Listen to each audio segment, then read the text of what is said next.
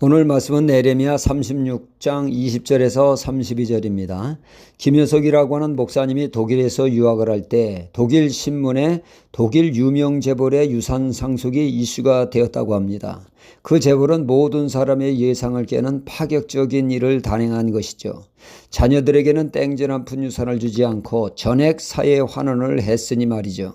이에 기자들이 그 자녀들에게 물었다고 합니다. 아버지께서 뒤로 다 한몫 챙겨주시지 않았느냐고 말이죠.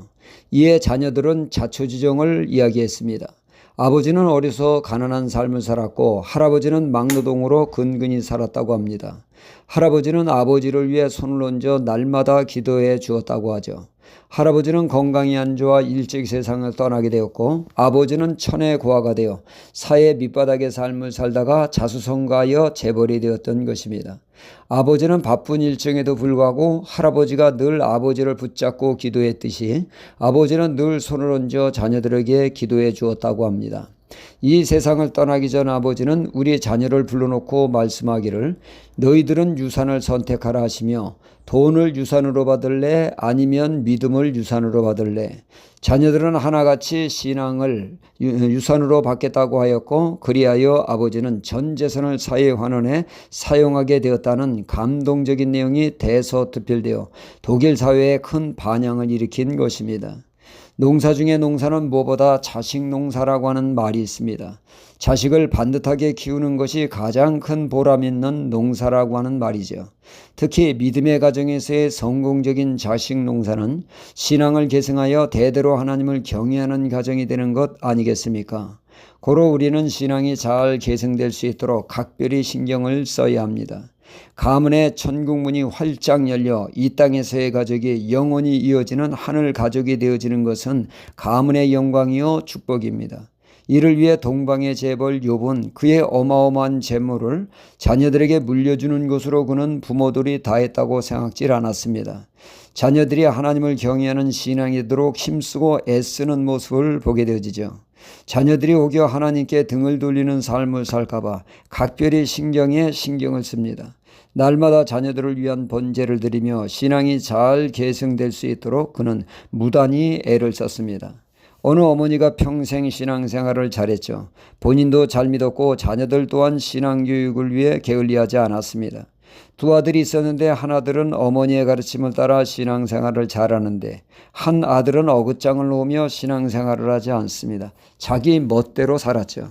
이 어머니가 하나님의 부르심을 받아 병석에 누워있으며 마지막 힘을 다해 잘 믿는 아들에게 마지막 인사를 했죠. See you again. 우리 다시 천국에서 만나자고 말이죠. 믿지 않는 아들에게는 빠이빠이라고 말을 했습니다. 그러자 이 아들은 왜 누구는 다시 만나자고 하고 내게는 영원히 헤어지는 것처럼 말합니까?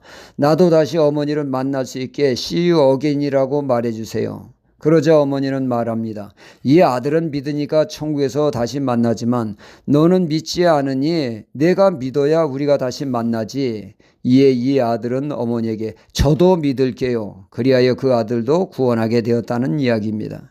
신앙 계승은 마지막까지 놓아서는 안 될 소중한 것입니다. 오늘 말씀을 통하여 알 수 있는 것은 신앙 계승이 결코 만만치 않다는 것입니다. 오늘 말씀에 나오는 여호야김 왕은 에레미야 선지자에게 주신 말씀을 동역자 바룩이 적어 유다 백성에게 선포하게 되었고 이어 신하들은 기록된 하나님의 말씀 두루마리를 왕께 가지고 나아가게 됩니다. 왕 앞에서 하나님의 말씀 두루마리를 읽어 내려갈 때 여호야김 왕은 작은 칼로 하나님의 말씀 두루마리를 베어 화로에다 집어던지는 일을 합니다. 하나님의 심판의 말씀에 눈도 깜짝하지 않고 두려워하지 않습니다.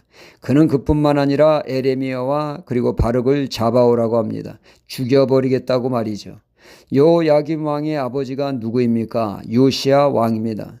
열왕기하 22장 11절로 20절에 보면 아버지 요시야 왕은 성전을 수리하는 가운데 하나님의 말씀인 율법을 발견하게 되었고 하나님의 말씀을 낭독할 때 그는 말씀대로 살지 못한 자신을 돌아보며 자신의 옷을 찢으며 회개했습니다. 이 아버지의 신실한 신앙이 유감스럽게도 아들 여호야김까지 계승되질 못했다는 것입니다. 여호야김 왕은 옷을 찢으며 회개하는 게 아니라 말씀을 찢고 있으니 말이죠. 물론 내 자신이 잘 믿어야 합니다. 여기에 한 걸음 더 나아가 나의 가족이 하나님을 믿어 신앙이 전수되고 계승될 수 있도록 해서 주 예수를 믿어 온 가족이 구원을 얻는 영광스러운 가문이 되도록 힘써야겠습니다. 할렐루야.